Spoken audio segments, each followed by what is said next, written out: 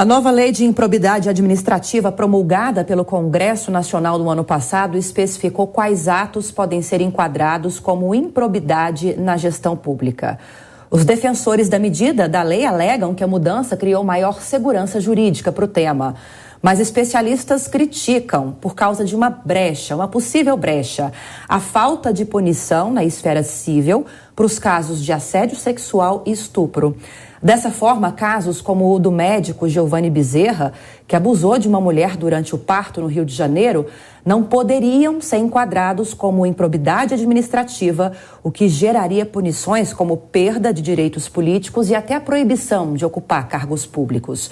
E sobre esse tema delicado, complicado, a gente vai conversar agora com o subprocurador-geral de Justiça do Ministério Público de São Paulo, o Wallace Paiva Martins Júnior. Doutor, seja bem-vindo, boa noite, obrigada pela presença. Muito obrigado, boa noite a todos, em especial a todos os ouvintes e telespectadores da Jovem Pan, esse estimado meio de notícia paulistano. Doutor, queria que o senhor explicasse de forma didática para nós e a nossa audiência também entendermos bem quais foram as principais mudanças aprovadas nessa lei de improbidade administrativa e se realmente essas mudanças abrem essa brecha para diminuir a punição, para evitar a punição na esfera civil de práticas irregulares como assédio sexual e estupro. Sim, boa noite. Uma mudança da lei de improbidade era sempre necessária, afinal, as leis precisam sempre ser aprimoradas, e aprimoradas para melhor, para satisfazer aquilo que é melhor para a população brasileira. É um tema grave, é um tema caro, porque lida com a honestidade e com a honradez no exercício dos cargos públicos.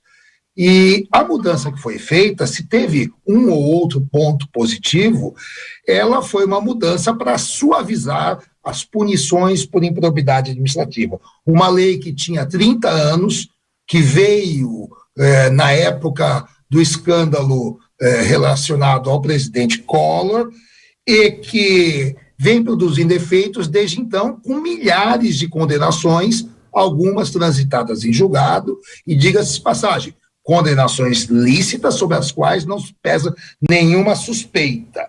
Portanto, é preocupante que agora possa haver, em razão da discussão sobre a aplicabilidade dessa nova lei, um efeito retroativo para gerar uma anistia para milhares de condenações, inclusive algumas de pessoas que já estão com seus direitos políticos suspensos e estão sob o crivo da inelegibilidade. Então, isso é muito preocupante.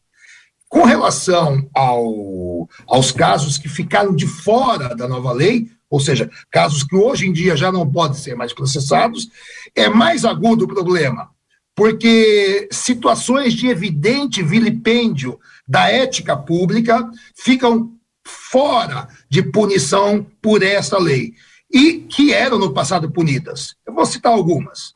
A tortura praticada por agentes públicos, o racismo praticado por agentes públicos, o assédio moral e o assédio sexual, além de outros exemplos que nós podemos trazer.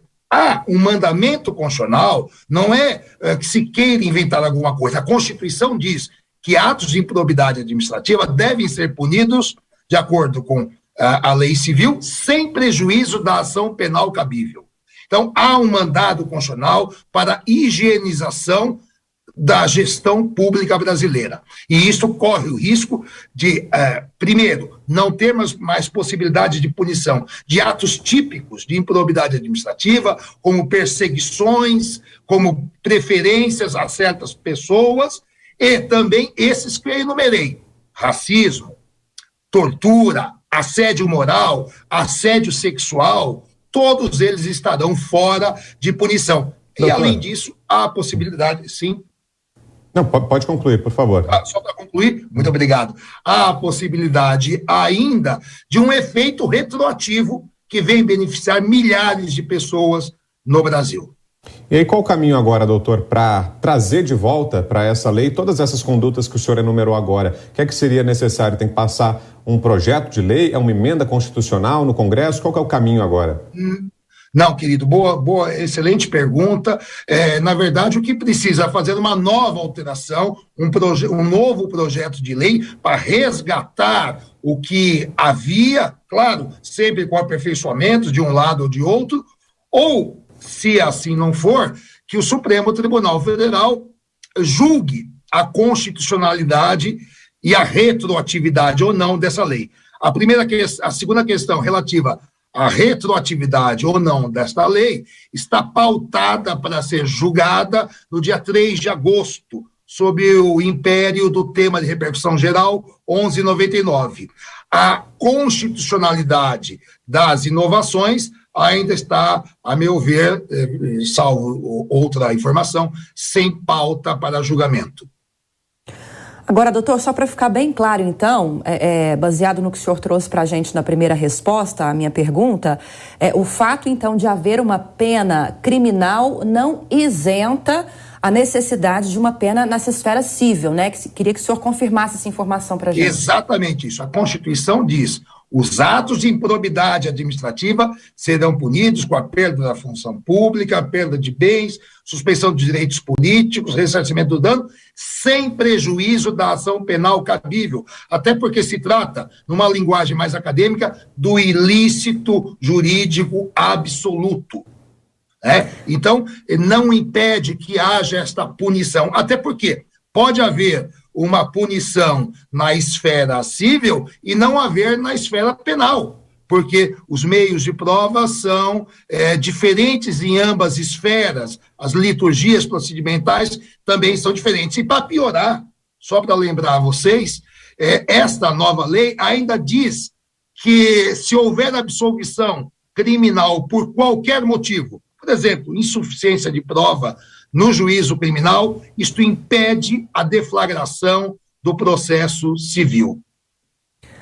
Pois bem, acabamos de ouvir o subprocurador-geral de Justiça Jurídico do Ministério Público de São Paulo, Wallace Paiva Martins Júnior.